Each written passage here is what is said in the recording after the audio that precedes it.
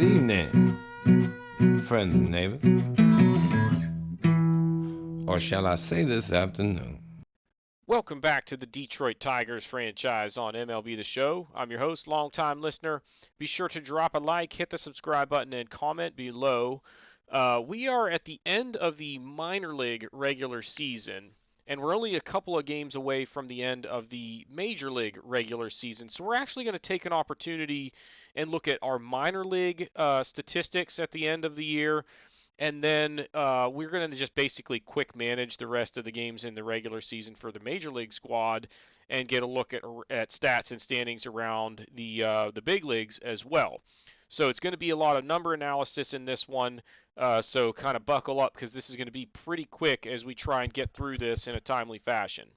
So Jonah Perez, our number one prospect in the organization offensively, had a decent season, we will say. He ended up hitting 249 with 22 home runs. Um, I would like to see the average and the OPS come up, but this guy is just about major league ready for the most part. I think next year he's on the 40-man roster for sure, and probably on the opening day roster. Beyond that, really not a lot of numbers on this squad that are like noteworthy, except for Sam Huff. He actually did pretty well for us at the major league level when he filled in. The OPS isn't anything outstanding, but 739 for basically a third string catcher. And he hit 3 home runs, and they were big ones when he hit them. But nonetheless, he actually also had a very good minor league season this year. Didn't get a ton of reps, but swung the bat well. And he's only 25, and look how he's coming along. So give him a few more years, and maybe he's a guy that we can use as a platoon role at the major league level, where like maybe he starts against lefties kind of thing. But we'll see how that unfolds. Um, Wenceel Perez, a decent year, but he's 23 and a C potential. Like, he has an outside chance of maybe developing enough to where we can use him, but I wouldn't hold my breath. Josh Lester, 21 home runs and hit 264. That's a pretty good year. He's 28 though, and D potential. I don't have a whole lot of long-term use for that guy. Harold Castro, unfortunately, the injury ended his season. That we talked about Perez. Bryant Packard was just okay. He's 25, so he's going to have some time to develop as well. And then really not a whole lot of other noteworthy guys down here, except Darren Dingler is a name that we're kind of keeping an eye on at catcher. Didn't have the greatest season this year, hitting just 232 with 8 homers in 400 at bats. A 658 OPS is just not that great, but he's only 24. He's a B potential, and he's already up to a 69 overall, so he's a pretty balanced player. Just need that bat to come along just enough to where we can justify bringing him up to the major league ranks. And that's it at AAA in terms of offense. We'll look at AA. Dylan Rosa, the best season of anybody on the team, only had 146 at bats, but hit 295 with 6 home runs across that stretch. And then really nobody else that I can think of. Parker Meadows, 692 OPS, hit 229. So the younger brother of Austin, not really looking like he's ever going to make it to the majors at this point. Elizer Alfonso will mention as well, because he's another catcher that we're kind of keeping an eye on. He needs the power to come along, and it did a little bit this year, but he's got a long way to go. But this is a guy that is an excellent defensive catcher, like potentially gold glove caliber catcher, and he's only 23. So if he can continue to develop the bat, this is a guy that we could get some use out of at the major league level. So we'll keep an eye out for him down the road. Let's look at pitchers. We're going to go to the major or minor league ranks here. Did I sort by whip? What did I do there? Whatever. So we'll start with the good.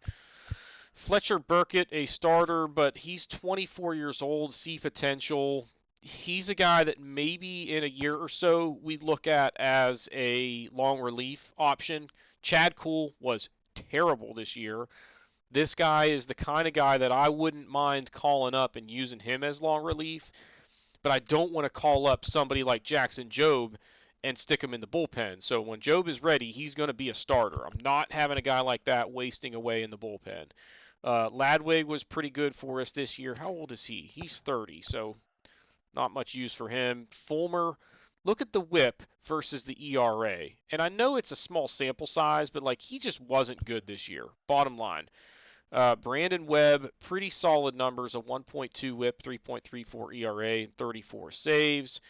And he is 18 years old, A potential.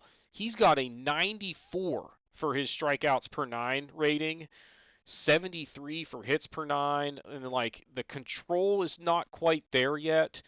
But this is a guy that in another year or two is going to be in the majors, and he's going to be really good. So look out for him. I would like to see the walks per nine rating continue to creep up because that'll make him much more reliable at the major league level when I am not pitching with him. I also wish he could throw a little bit harder, but that's not a deal breaker. I like the pitch mix that he's got, so he's going to be a stud for us. Logan Shore is, yeah, he's 28. Jackson Jobe ended up with a 1.33 whip, 3.54 ERA, and 10 wins. Not terrible, but not that great. He's a 74 overall. I'd like to see the stamina a little bit higher, but I think he is major league ready. Next year, he's probably in our rotation to start the season. So we'll see how that goes. I mean, he might even be better than Matt Manning, like right now. So, Rony Garcia, limited reps there. Bautista was okay. The whip is up, but the ERA was really good. How old is he? He's only 20, but he's a D potential. So that's not going to help me much. Jacob Barnes wasn't very good. Matt Tabor, this is a guy that's only 24, and he's a B potential. 67 overall. He's another guy that in a couple of years, maybe we bring him up as a long relief type guy or see if he's good enough to crack into the starting rotation. Same thing with Matt Manning. He's young, but he's got a long way to go before I feel comfortable having him in my starting rotation.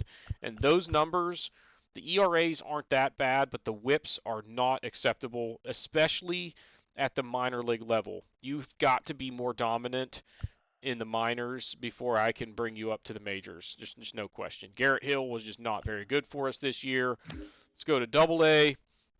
Chris Ashton, our closer, was outstanding. Actually, we've got two guys that are like defined as closers, and they were both really good. But the whips are just outstanding.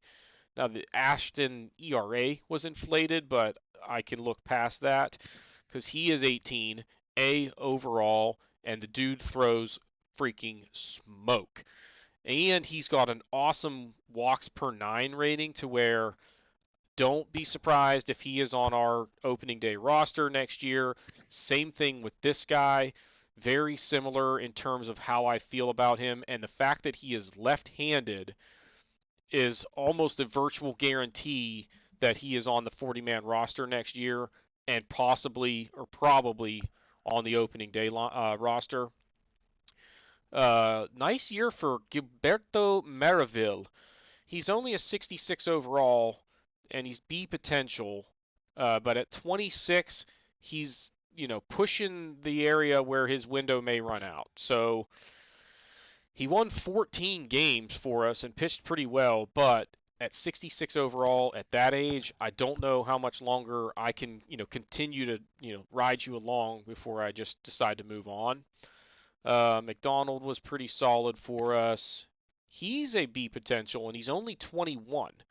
And he's the kind of guy with 43 stamina can come in and give you like an inning and a half, and you feel pretty good about it. And I like the pitch mix. He's got a four-seam, a breaking ball, and a changeup. I love relievers that throw changeups. Rishon, decent year. He's a D potential. Funkhauser is done. Mayfield, a decent year. He's only 22, C potential. Another guy that in a few years could be a long relief type option for us.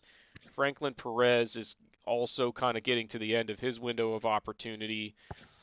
Faedo. This guy is in the majors right now in real life and pitching extremely well. So he's a guy that next year will be on the Tigers roster on MLB The Show and probably like a 73 overall with higher potential than a D, but we'll see. Elvin Rodriguez, he's also in the major leagues. Got shelled by the Yankees the other day, tipping his pitches. Didn't pitch all that well at Double-A. And then none of these guys down here are super noteworthy because I don't think, we're not really watching for any of those guys to eventually make the majors. So that's it for the minor league situation. I'll just give you a quick glance at what's going on here at the major league level. We just got beat by the Guardians, who have won 10 in a row to get right into the mix for the AL wild card. A half game up on the White Sox and Yankees, and in position to take that if they can stay hot. The Yankees 8-2 over their last 10. It's the Rays that are slipping to where that gap has gotten much closer to where there are now 5 teams battling it out in the American League for those 2 wild card spots. We've already clinched the Central, so like what we do the rest of the way really doesn't matter. We've got 4 games left and a 5-game lead. And we can't even catch the Blue Jays realistic. Well, I guess we could tie them. No, they've got 3 games left, and they already have 4 more wins than us. So the worst they could do is 94 and 68. The best we can do is 94 and 68. So I don't know if that would come down to a tiebreaker or whatever, but it's not super likely that that happens. But sit tight. We're going to quick manage the rest of these games, and then we'll go through the Major League numbers.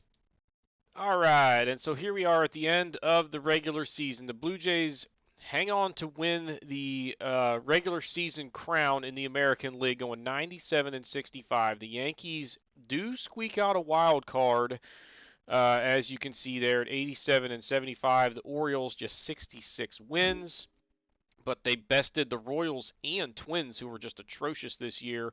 Tigers win the division by 5 games. The Guardians did manage to continue that hot streak going, and they squeak out a wild card bid. So great end of the season for them, and they could be dangerous in the playoffs if they continue to play the way they have been. The Astros, 93 and 69, win the division by 9 games over the Mariners. And the A's are the worst team in the American League and perhaps baseball at 58 and 104. And then you can see there the Rays and White Sox each finishing 1 game back in the wild card race, with the Rays losing 5 in a row to end the year and 9 out of 10. Oof, does that hurt. The Mets win the National League East by a game over the Marlins, 2 up on the Braves. The Nationals just 62 wins. Brewers edge out. They win the division by 14 games over the Cardinals, who also get a wild card. The Pirates just 55 wins. That will surely make them the worst team in baseball yet again. The Dodgers 114 wins. Padres finished 10 games back and still easily win a wild card with 104 wins. Holy crap. 15 better than the next team on that list. That is just asinine. So, that's what's going on in terms of standings around the league. Now we're going to look at the Tigers' individual stats. Starting with the offense, we'll sort by OPS. And it was a solid year for Rafael Devers, to say the least. This was a huge acquisition, as he ends up hitting .275 with 40 home runs. Now, 40 home runs is a career high for him, and .279 is right up there. He hit .284 in a shortened campaign in 2017. 2019 was his best year as far as his batting average, but .279 or .275 is pretty much like in line with a really good season for him. So he was absolutely a tremendous acquisition for us. No question about that trade. Eric Haas, really good year, hit .270 with 9 home runs. missed some time due to injury, but swung the bat really well for us. Jonathan VR was hitting the ball well, ended up getting injured, and he might be back here shortly. So we'll take a look at the disabled list situation and see if any of these guys might be coming back for the playoffs.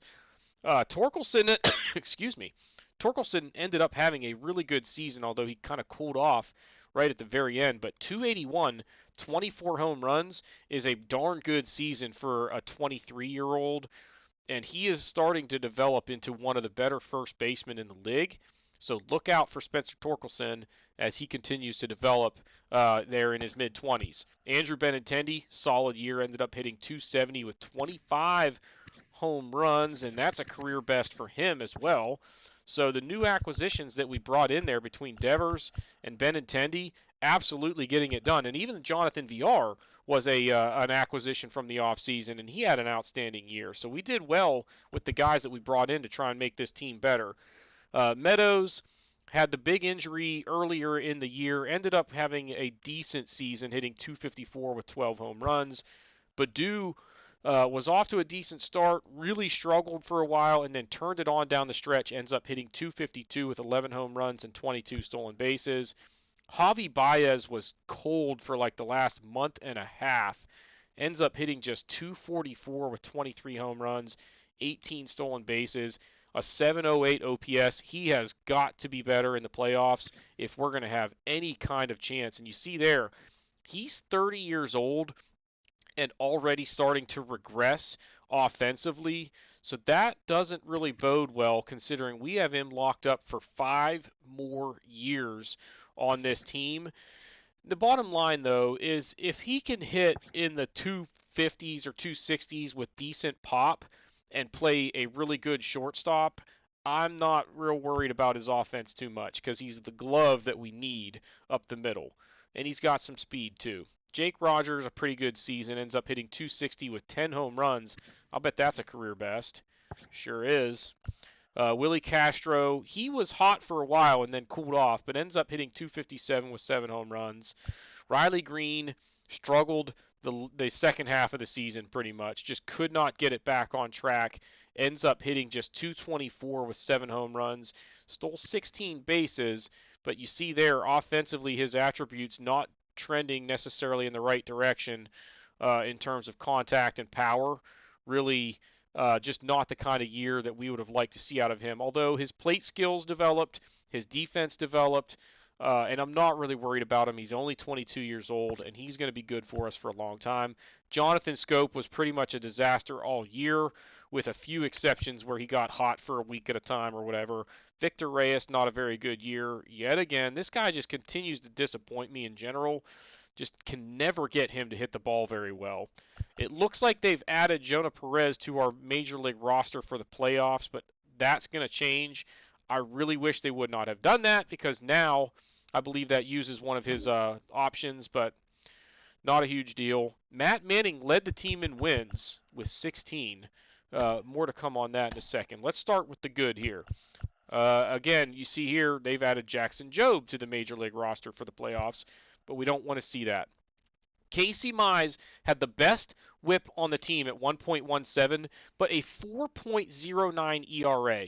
191 innings, he only struck out 136 guys, so he's not racking up a ton of strikeouts. And then, where is it? I want to see home runs allowed. 33 of them. That is just not going to get it done. So he pitched in 31 games and gave up 33 home runs. He's got to be better in that category. Ends up with 11 wins. Andrew Chafin, the 1.18 whip is actually not as bad as I expected it to be for him, but the 2.32 ERA is worse by far than where it was like a month ago. He ends up with 53 saves on the year. It was a weird season for him though. Statistically, everything looks good on paper, but he had some blown saves, and it was like never easy with him. It seemed like every inning he pitched, he would give up a hit or a walk and make things interesting.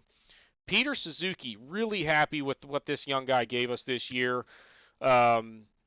He's going to be really good. He's only a C potential, but he's 18 years old. He's already a 73 overall. And he pitched really well for us, is the bottom line. Like, the guy was solid, and I think he's going to be a piece of this bullpen for years to come. Eduardo Rodriguez was our best starter this year. 14 wins, a 1.22 whip, a 2.69 ERA, racked up almost 200 strikeouts, 211 innings, and was just dependable all year long. Spencer Turnbull ended up with a pretty good season as far as the numbers go, but he was struggling for a while and turned it on down the stretch. He did leave his last outing with like a lat strain or something, but he's only going to miss a few days and should be ready for the playoffs. Michael Givens was a consistent and solid reliever for us all year long. Tarek Skubal kind of struggled down the stretch this season, but he's only, 26 years old, a potential, still developing, 79 overall. I want to see that stamina continue to come up, but everything else is not bad in terms of his attributes, and he's going to be a part of this rotation for several more years.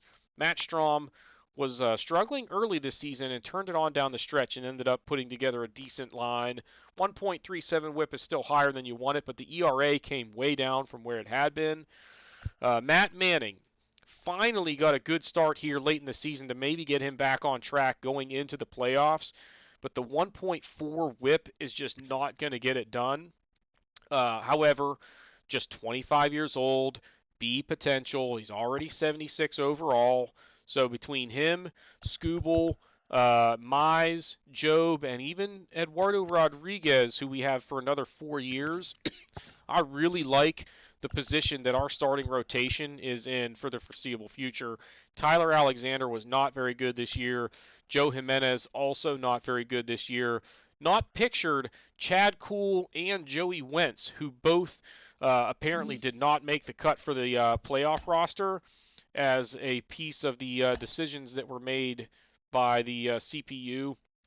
But we're going to make some changes there and kind of shuffle that around and get that figured out. Let's go ahead and look at league leaders real quick. Arozarena wins the batting title. Mike Trout, 13 triples. Alvarez and Stanton tie with 44 home runs. Teoscar Hernandez, 123 RBIs. There's Rafael Devers, who was also 5th in home runs, and I don't think I had anybody anywhere near the batting title race. Yeah, it's just, oh no, that's triples. Let's go back here. Anybody? Bueller. Spencer Torkelson, 18th. There you go. Vlad Jr. with 104 runs scored. Mario Mota with 40 stolen bases. And Akil Baddoo with 22 there, 8th best in the American League. Arozarena, 425 on base percentage. Hernandez, 630 slugging, and Arozarena with the best OPS in the American League. Gossman with 21 wins edges out Lucas Giolito. Matt Manning tied for 4th with 16. So he's got that going for him at least. Matt Manning is the kind of guy that could be like another Rick Porcello in a year or two. Maybe pitches well enough to like find himself in the middle of a Cy Young argument, even though he's not like a Cy Young caliber guy in terms of his stats, but will rack up wins because he's consistent or whatever. Andrew Chafin tied for the league lead in saves with Hendricks and Loaisiga with 53. So a solid year there. Lance McCullers, a 2.33 ERA, and there's Rodriguez, 5th best in the American League. Yeah, if we go to the very bottom of the homers allowed list, we still aren't as far down as where Casey Mize ended up. So that's just not what you want to see there. 5 or 6 shutouts for Barrios. McCullers just ran away with the strikeout crown, 262, 32 better than the next guy on the list. Innings pitched, Giolito with 231. That's a bunch. All right, whip, Logan Gilbert, and nobody on the Tigers in the top 8. Pitching war, Lance McCullers, and again, there's Eduardo Rodriguez, 4th best in the American League in that category, so a good year for him. Mike Trout wins the batting war crown yet again. It seems like he does that darn near every freaking year. He's starting to regress a little bit, though, but still a 98 overall. He ended up with 37 dingers, hit 278. So he's at 375 home runs and 1,677 hits, and going into his age 32 season. So we'll kind of keep an eye on his career and see how it unfolds. On to the National League. Soto wins the batting title. Olson, the home run title, edged him out by 1. So he was 1 homer away from a triple crown, or I guess 2 if he was going to win it outright, not be tied for home runs. Marte, 34 stolen bases. Who had the best OPS? Soto, kind of no surprise there. Jake DeGrom, 21 wins, led the league. Saves, Taylor Rogers and Pomeranz both with 56, best in baseball. DeGrom, how about a 1.8 ERA? And Clayton Kershaw still pitching well, 2.17 ERA for him. He's an 89 overall. Last year of his contract. I wonder if the Dodgers are going to bring him back or what the deal is in LA. But he's got 220 wins for his career. Probably not going to get to 300, but definitely a Hall of Famer. Let's go strikeouts. Tyler Mahle with 229. Innings pitched. Kershaw, 232, so he's still racking up all the innings. And look at that. The Dodgers have 4 of the top 8 in that category. There's Walker Buehler. They've got 3 of the top 4 in that category. Jeez. Flaherty and DeGrom basically tied for the pitching war title, and Juan Soto got it for the offense. Yeah, we'll do awards. I guess we can do awards now. So American League MVP, Teoscar Hernandez, edged out his teammate. So how about that? Cy Young goes to Kevin Gausman, 21-3 on the year. 2.85 ERA, 152 strikeouts. See, this is where the game is like, this award is broken. Lance McCullers, better ERA, more strikeouts by far. Just because he didn't win as many games, it doesn't matter. Like, look at what the guy can control. His whip of 1.18 is actually not super impressive, but it might be because he walks some guys or whatever.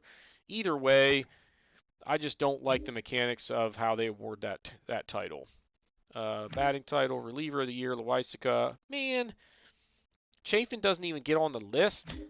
What's up with that? Rookie of the year, Lawrence Butler hit 17 home runs for the A's, hit 247 with 40 RBIs. He's not really, I mean, he's a C potential, so he's not a guy to really watch out for down the road.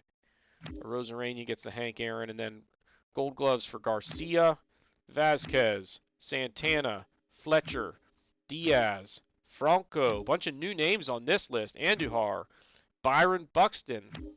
Aaron Judge gets another one. Silver Slugger for Alvarez. Perez, his 3rd in a row. Vlad Jr., 3rd in a row. Semien, 3rd in a row. Devers, his 2nd in 3 years. Correa got one at short. Hernandez, his 2nd in 3 years. Arozarena, and Mike Trout getting back on that list. In National League, MVP is Juan Soto. Cy Young, Jake DeGrom. Reliever of the year, Jimmy Nelson with 42 saves, but the ERA, very impressive. Buddy Kennedy hit 237, 17 home runs. He's a B potential, 24 years old, 3rd baseman that can also play 1st or 2nd, and looks like a pretty good defender. So he could be a pretty good player for a while. And let's see, Hank Aaron Awards for Soto. Bassett gets the Gold Glove, and then Realmuto gets another one at catcher. Olson at 1st again. Horner at 2nd again. Ke'Bryan Hayes, his 2nd. Dansby Swanson at short. Rosario in left. Bader, another one in center field. And Will Myers in right field. Will Smith. I love that they still have this stat on here, even though pitchers don't hit. Like, get rid of it, MLB The Show. Will Smith, another one at catcher. Olson at 1st. So he got a Gold Glove and a Silver Slugger. Ozzie Albies at 2nd. Austin Riley at 3rd. So the Braves freaking cleaning up in the infield. Tatis, a 3rd Silver Slugger at short. Soto, Yelich, and Marte in the outfield. And that is it. So we are prepped for the postseason. I've got to make some roster changes. But if we look here at the injury list, you can see that Turnbull is not even on the DL. He'll be back in time to make his start in the rotation, although we might have to like put him at the back end of the rotation, just to make sure that he's healthy and ready to go.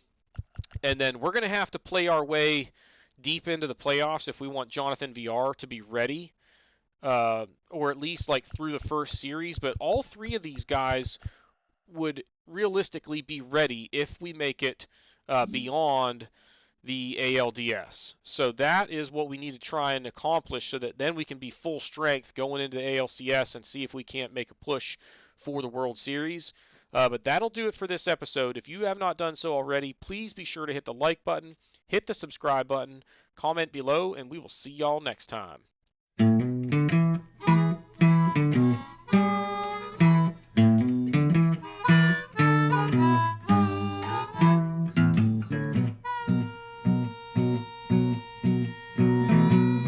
Good evening, friends and neighbors.